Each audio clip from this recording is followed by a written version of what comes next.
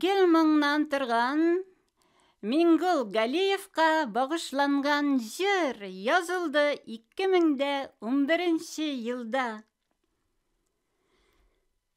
Бишінші бала болып сен бұ дүнияға келгенсің.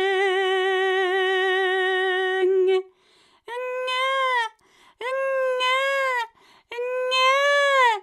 deyip әуел ауаз бергенсің.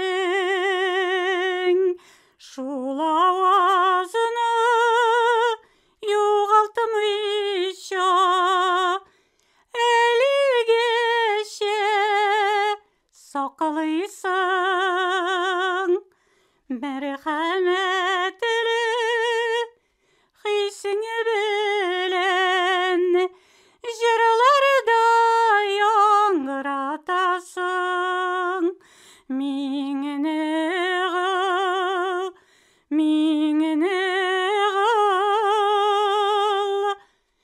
сенің білән битім оңгел. Не болса да тұрмышыңда маңыңны юғалтмадың. Ауырлықлар деңгезіне жырлардан көпір салдың. Көп балаларына жетекілеп шол көпірден шығардың. Жыр уятып үйреклерде ұлы юлға ұзаттың. Мұң уятып үйреклерде ұлы юлға ұзаттың. Миңнеғыл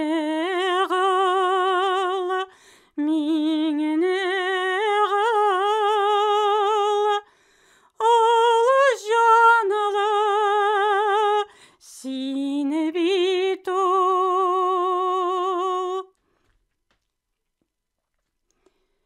Сиңа қошылып құшылар сайрай шілтіріп шешме аға. Табиғатының güzelliği жырларыңда шағыла. Көңіліңнен мұңлы күйлер ағылады,